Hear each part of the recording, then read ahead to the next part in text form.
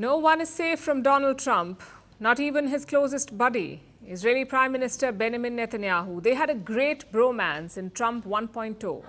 He shifted the US embassy from Tel Aviv to Jerusalem. He defended Israeli settlements in the West Bank, and he recognized Israel's rights over the Golan Heights. In return, Netanyahu heaped praises on him. He named a settlement after Donald Trump. He called it Trump Heights. But could the honeymoon be over? I ask because of this video. It was reposted by Donald Trump on social media. It features American professor Jeffrey Sachs. He's being interviewed by Trump's ally, Tucker Carlson. The professor talks about America's meddling in Syria and Iraq. He talks about the endless wars in West Asia, and he blames them on Netanyahu. He calls the Israeli Prime Minister an obsessive, deep, dark SOB. Now, Trump has shared this video. The question is why? Why is he trying to amplify this? Does he agree with this assessment? If he does, it's a rapid U-turn, because Trump spoke to Netanyahu only last month. It was said to have been a warm, friendly conversation.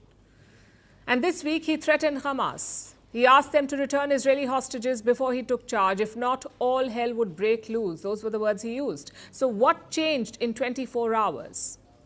Chances are nothing. You see, this video has a long caption with it.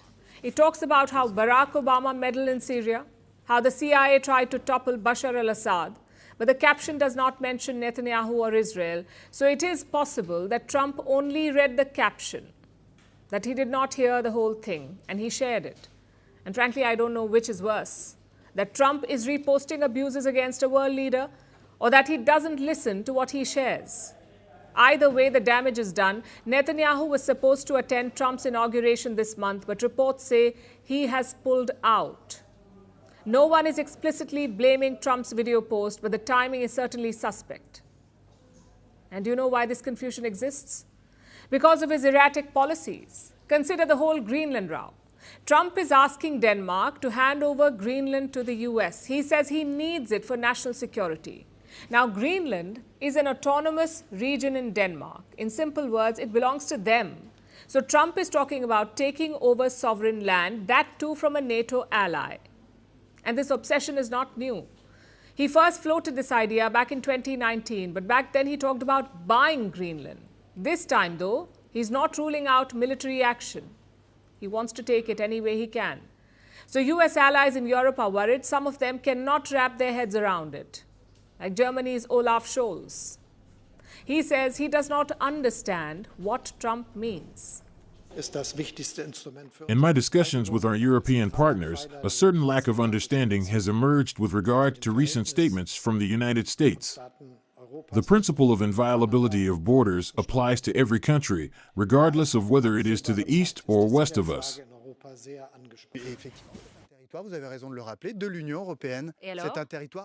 It is out of the question for the European Union to let any nation in the world, whichever it is, and let me say starting with Russia, to attack its sovereign borders.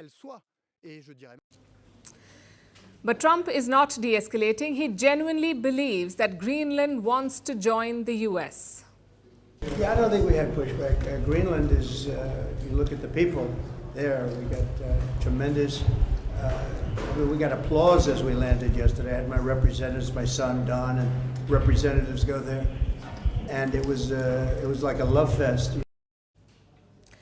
Spare a thought for Denmark. They have no heavy artillery, no submarines, and no air defense systems. They're basically at the mercy of NATO and the US, which is why they're so cautious. Denmark has repeatedly said that Greenland is not for sale. But on the ground, opinion is split. Apparently, some Greenlanders do not mind the idea. Denmark doesn't matter a lot to me. It's just a small country. We can't use them any longer because there are so many great powers in the world. So our partner should be a great power because Greenland is very wealthy. We have everything. Because I think US President-elect Donald Trump is too loud. His opinions, you can't count on us being taken over by force. I don't think so.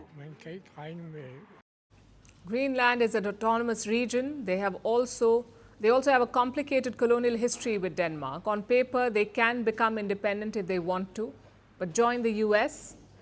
That looks like a long shot right now. Honestly, this is a wake-up call for Europe.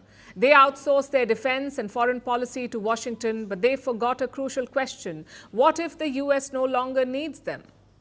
Donald Trump has brought that question to the fore, and Europe is struggling to answer it. Reports say they're planning a joint trip to Washington. Foreign ministers from Germany, France, and Poland will meet Trump later this month. They're calling it a show of unity. Well, we say good luck. From breaking news to the day's biggest controversies, shedding light on the world's top headlines, detailed analysis on the stories that matter the most to you. Catch it all on Spotlight at 6 p.m. India time and 12:30 GMT, only on First Post.